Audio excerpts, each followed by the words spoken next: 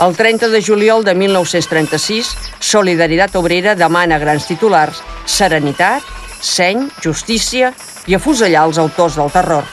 Un mes després, en contundència i severitat, exigeix als afiliats controlar les passions i acabar amb el vessament de sang. Resulta extremadament injust afirmar que els anarquistes tenien el monopoli de la violència. Violencia por parte de socialistas, de anarquistas y de comunistas, sin duda. I, a més, en una situació en la qual la violència està privatitzada, aleshores no hi pots no jugar. Per tant, tothom hi juga. Tothom té la seva força d'acció repressiva i tothom, d'alguna manera, s'hi implica. Número d'identificació 4079. Blas Badia, 73 anys. Ferides d'arma de foc a l'abdomen i al cap. Dia de la mort, 30 de juliol. A la butxaca duia un rosari.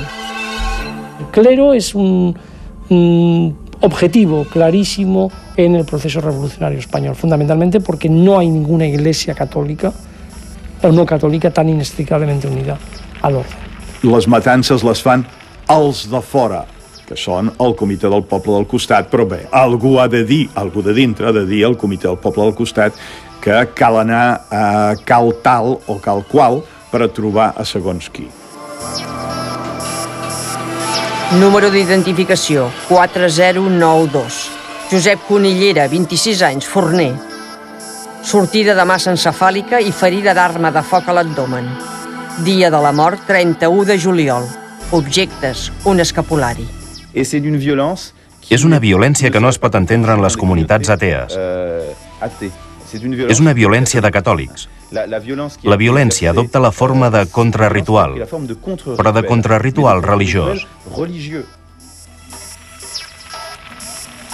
Durant els 3 anys de guerra hi va haver gairebé 9.000 assassinats a la rereguarda catalana. Per l'Església Catòlica, amb uns 2.500 morts, va ser un cop brutal.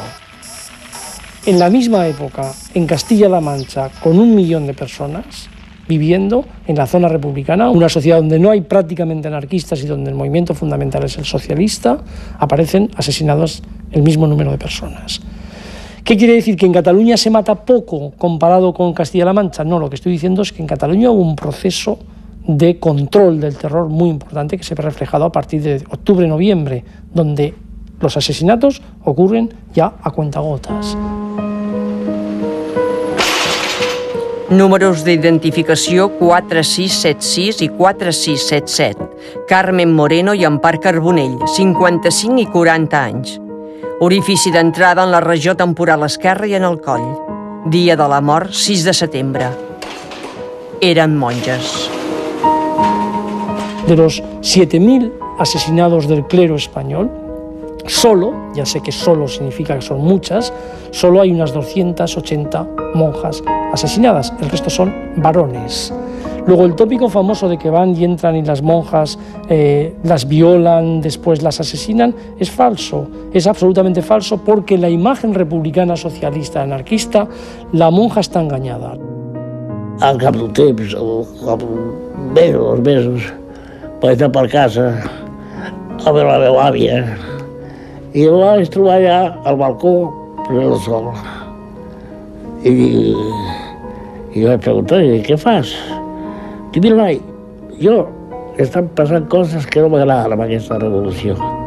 Maten gent, no sabem qui són, la gent va armada pel carrer, però en fi, no m'agrada, però hi ha una cosa que sí que m'agrada, i és que ha desaparegut l'església i a casa meva entra el sol.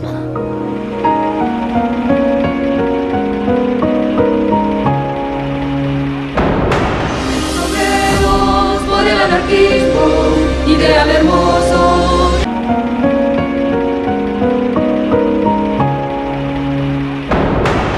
Sobremos por el anarquismo, ideal hermoso, lleno de altruismo.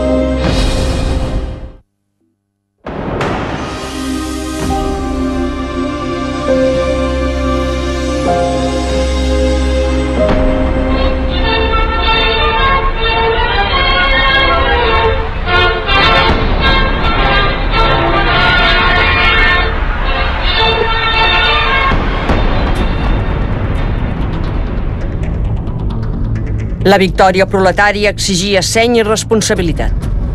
El 24 de setembre s'inaugura al Teatre Olímpia de Barcelona el ple regional de sindicats de la CNT, presidit pel secretari general Mariano Rodríguez Vázquez, més conegut per Marianet. De fet, la convocatòria perseguia un objectiu: posar calçador a un acte sense precedents en la història llibertària, entrar en el govern de la Generalitat. En realitat, a 60 anys de distància, noto que no es van equivocar els companys que van decidir per la col·laboració política en aquells moments, perquè no teníem més remei que fer-ho. Perquè ningú oblidava, i en aquest sentit hem de dir des de Comorera, Garcia, Oliver, malgrat que s'odiaven, ningú oblidava que s'havia de guanyar els feixistes. El mateix dia que acaba el ple de la CNT es forma el tercer govern de la Generalitat en temps de guerra i per primera vegada s'incorporen la CNT-FAI i el PUM. El conseller en cap d'aquest govern d'unitat antifeixista serà Josep Tarradellas. Ara sí, ara unitat a la rereguarda, pacificació a la rereguarda, organització a la rereguarda, fem de Catalunya la fàbrica, les indústries de guerra per guanyar els sublevats feixistes, coordinem-nos amb el govern de la República, etc. Bé, és el moment, insisteixo, de l'èxit Tarradellas.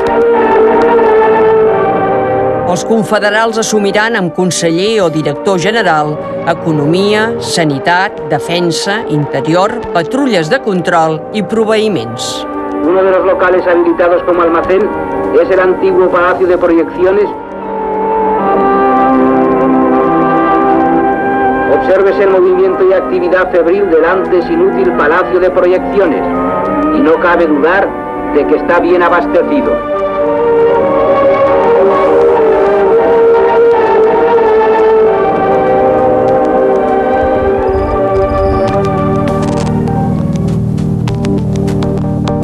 El conseller Joan Fàbregas, al capdavant d'Economia, va fer el decret de col·lectivitzacions que ordenava l'economia autogestionada i feia possible mantenir les petites empreses privades.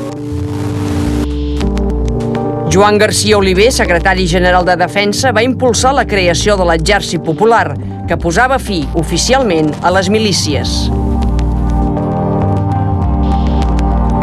El secretari general de Sanitat, el metge anarquista Fèlix Martí, va posar en marxa una medicina social i preventiva, amb la creació de cases d'acollida per a les prostitutes, però a més va ser l'autor d'una llei pionera, la de la interrupció voluntària de l'embaràs.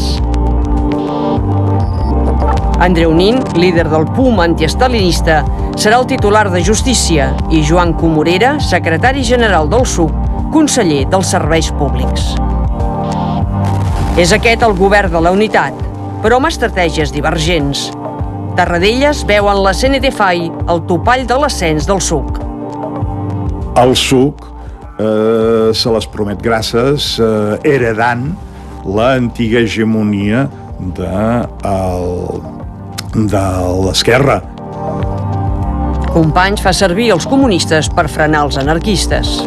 No és donar força a la CNT, és anar-la dominant, controlant i integrant, que és el que fa qualsevol polític en aquestes circumstàncies.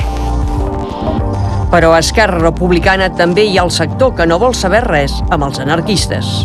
Dès l'automne